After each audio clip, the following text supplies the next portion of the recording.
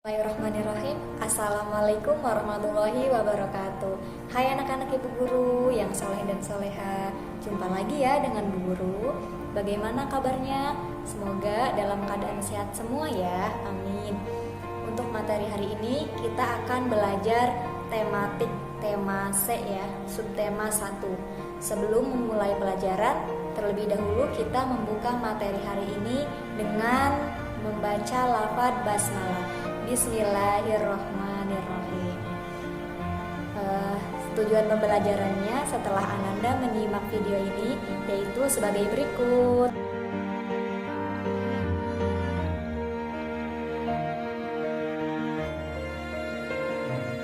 Untuk materi hari ini yaitu mengenai keberagaman yang ada di Indonesia dan interaksi sosial.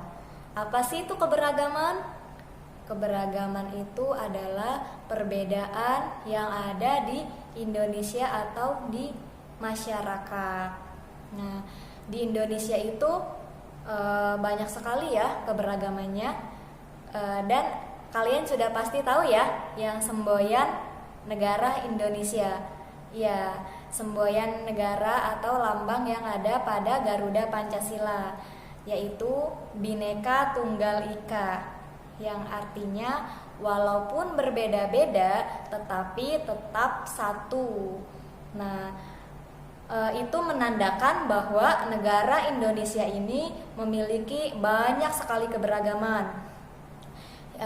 Yang itu ada keberagaman adat istiadat, kemudian suku, bahasa, ras, kemudian ada makanan, dan masih banyak lagi keberagaman yang ada di Indonesia ini.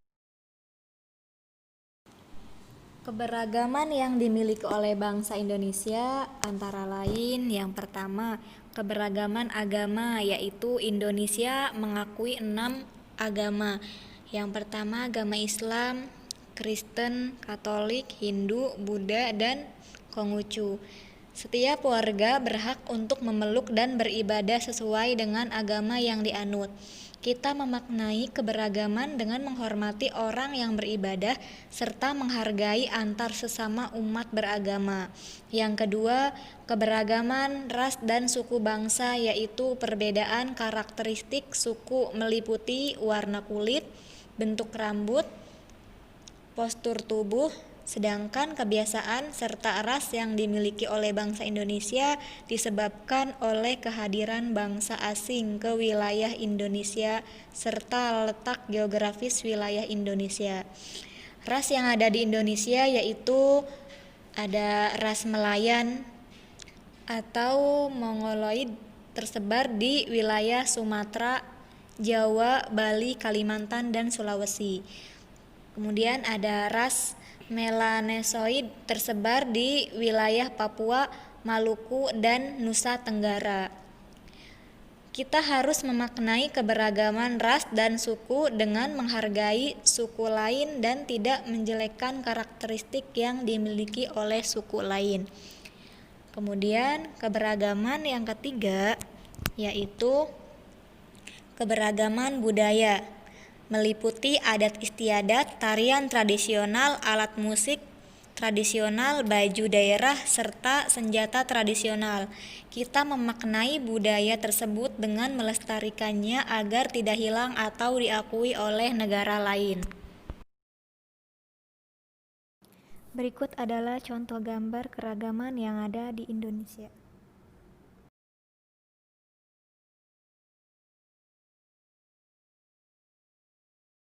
Dengan adanya keberagaman di Indonesia ini bukan untuk memecah belah ya, akan tetapi justru untuk memperkuat persatuan dan kesatuan bangsa Indonesia. Bu Guru mengambil salah satu contoh keberagaman di Indonesia yaitu makanannya. Di Indonesia banyak sekali jenis makanan yang terdapat di berbagai provinsi. Dari masing-masing provinsi itu memiliki ciri khas atau makanan tersendiri ya. Contohnya seperti ada empempe dari Palembang, yaitu dari provinsi Sumatera Selatan. Kemudian ada rawon dari Jawa Timur. Terus ada soto Makassar dari Makassar, provinsi Sulawesi Selatan. Kemudian ada lemper pengkang dari Pontianak dan ada papeda dari Papua.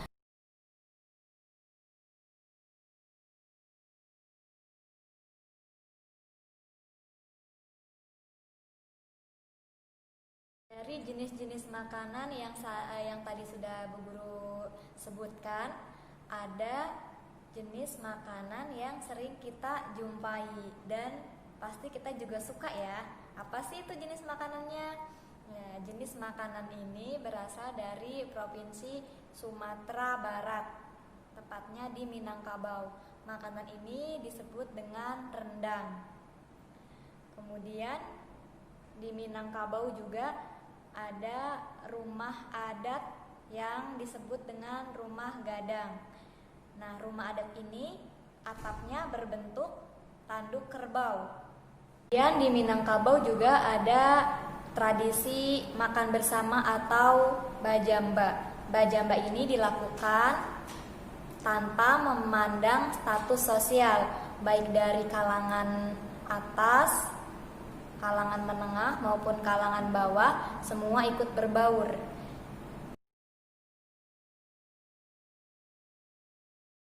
Dari tradisi makan bersama atau bajamba di Minangkabau ini membuktikan bahwa manusia merupakan makhluk sosial. Nah, kenapa disebut dengan makhluk sosial?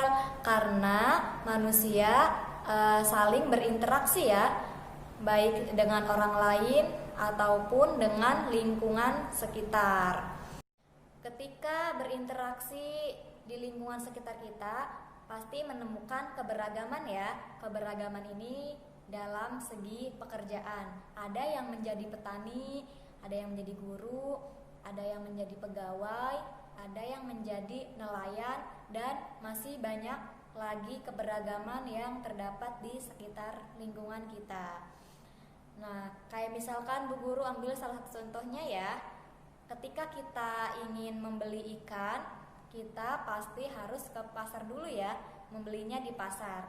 Nah, ikan-ikan yang terdapat di pasar itu diambil dari para nelayan ya.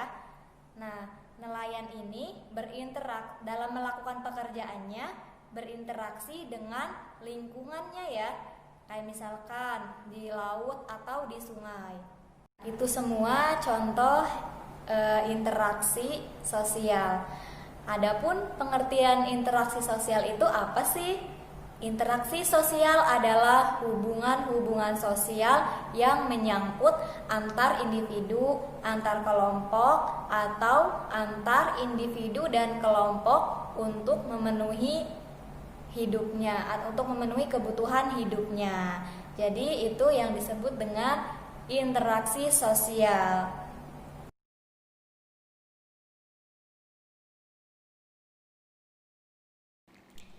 Kita kembali lagi ke materi yang lalu, yaitu mengenai bentang alam, di mana di Indonesia juga memiliki karakter bentang alam yang salah satunya dataran rendah dan dataran tinggi. Salah satu tanaman yang tumbuh subur di dataran tinggi adalah tanaman teh, di mana teh sangat bermanfaat untuk mengurangi kadar lemak, mengurangi resiko sakit jantung dan stroke, serta meningkatkan metabolisme tubuh.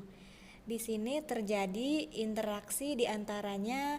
Yang pertama, petani melakukan interaksi dengan lingkungannya untuk menanam teh, mulai dari pembibitan dan pemupukan serta pemeliharaan.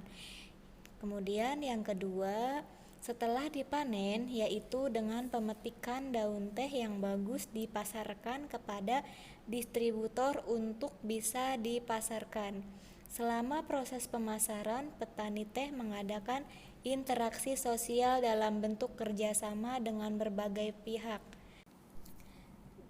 Di antaranya pemasok, petani teh, pengepul, Kemudian distributor yang membeli teh dari petani atau pengepul dan konsumen. Nah, itu merupakan contoh interaksi dengan lingkungan dan interaksi sosial dengan orang lain.